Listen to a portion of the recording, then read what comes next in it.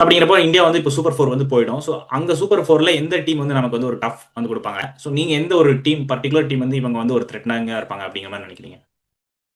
பாலா, ஒரு விஷயம் உனக்கு நான் சொல்றேன். இந்த பாகிஸ்தான் டீம் இருக்குல்ல, அவங்களுக்கு வந்து பாத்தீங்கன்னா இந்த சேலரி கிரேட் சிஸ்டம் போட்டிருக்காங்க பாகிஸ்தான் போர்டு. அதுல பாத்தீங்கன்னா ஏ கிரேடே கிடையாது, ஸ்டார்டிங்கே பி கிரேடு தான். ஓகேவா? பி சி டின்னு சொல்லி கிரேடு போட்டிருக்காங்க. பிளேயர்ஸ் நீங்க நல்லா பெர்ஃபார்ம் பண்ணுங்க, அதுக்கப்புறம் நாங்க ஏ கிரேடுன்னு ஒன்று கொண்டு வரோம் அப்படின்ற மாதிரி ஒரு விஷயத்த பாகிஸ்தான் போர்டு பண்ணிருக்காங்க. ஆக்சுவலா அது ஸ்மார்ட்டான மூவ் தான். மேபி இல்ல நம்மள இவ்வளவு அவமானப்படுத்திட்டாங்களா, இருறா இந்த டோர்னமெண்ட்ல நாங்க எப்படி பெர்ஃபார்ம் பண்றோம் பாருன்னு சொல்லி பாகிஸ்தான் சம்டைம்ஸ் ரொம்ப அன்பிரடிக்டபிளான ஒரு டீம், புரியுதா? அவங்களையும் நம்ம அசால்ட்டா எடுத்துக்க கூடாது. இதுதான் என்னோட ஃபர்ஸ்ட் பாயிண்ட். செகண்ட் வந்து பாத்தீங்கன்னா இந்தியாவுக்கு டஃப் கொடுக்கக்கூடிய ஒரு டீம் இந்த ஏசியா கப்ல எந்த டீம்னு கேட்டீங்கன்னா ஸ்ரீலங்கா நான் சொல்லுவேன் முதல்ல. ஏன்னா ஸ்ரீலங்கா கிட்ட வந்து பாத்தீங்கன்னா நல்ல ஒரு குவாலிட்டி ஸ்பின்னர்ஸ் இருக்காங்க. ரீசன்ட் டைம்ல வந்து பாத்தீங்கன்னா T20s கொஞ்சம் நல்லா விளையாடிட்டு வராங்க. ஹோம்ல தான் மேஜரா நல்லா விளையாடுறாங்க. இருந்தாலுமே இந்தியாவோட ரீசெண்டா அந்த ஒன் டே சீரிஸ்லாம் அவங்க நல்லா பண்ண அந்த ஒரு கான்ஃபிடன்ஸ் லெவலோட வருவாங்க.